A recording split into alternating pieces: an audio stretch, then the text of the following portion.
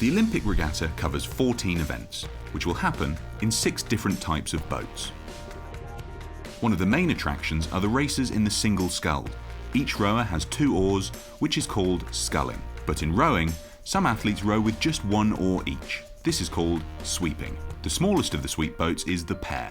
Each athlete has just 1 oar and propels only one side of the boat. They have to pull the oar through the water at the same time to make the boat go straight. That brings us to the double sculls and the lightweight double sculls, where both rowers have an oar in each hand, as in any sculling event. Sculling is more symmetrical than sweep rowing.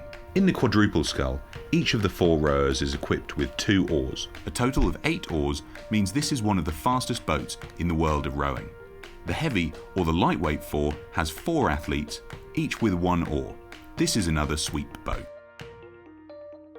The famous 8 is the biggest boat and, in an Olympic regatta, the only coxed event. The coxswain is the only athlete facing forward in a rowing race. Each of the 8 rowers has only 1 oar.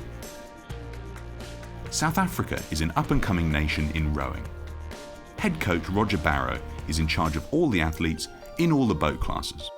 He gives us an overview. Yeah, the sculling boats, each person has 2 oars, and then the sweep boats, each person has 1 oar, which I think is a bit more difficult doing the sweep oar because of the balance. On the sculling boats, their boats are a bit more stable. Yeah, I think when the boat has more oars, it will definitely be faster. So if you look at a quad, which has 4 people and 2 oars each, will be faster than 4 people with 1 oar each. And the same would be for a double scull compared to a pair, where there are 4 oars in the double scull with 2 people, and only 2 people with 2 oars in the pair, which the pair will be a little bit slower. So always the boats with more oars, in theory, should be faster. But whom to put in which seat? Is this a crucial decision to improve the performance? So when you look at a pair, you've got the stroke man, and that's the person furthest away from the bow. The bow is the part that goes over the finish line first, and the stroke man is the person who sets the rhythm and sets the tempo, as we call it, and the pace of the rhythm when they're executing the race. And often the person who sits in the bow, he has to follow, and he's often the person calling the tactics and the strategy of the race. I think often if you look at a Coxless Four, the person you put in the stroke seat is the man with the rhythm. How can they set the best tempo? Normally the 3 seat and the 2 seat are where you put the more powerful people because the boat is more stable and they can work a lot harder.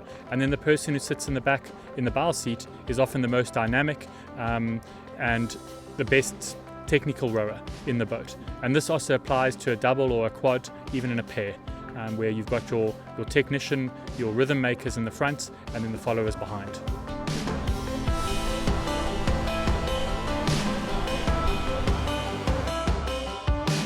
Quite comfortable with racing in the pair is the Dutch crew, Steenman and Barrow.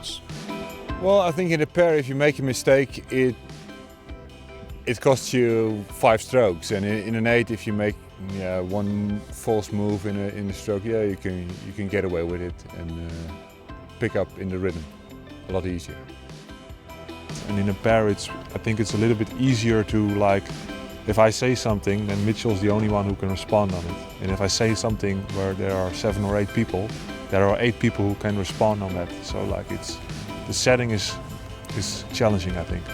So every boat has its peculiarities, either sweep or sculling, either in a single or in one of the bigger boats. In the end, it's rowing and competing amongst the world's elite. But they all have one thing in common: human power.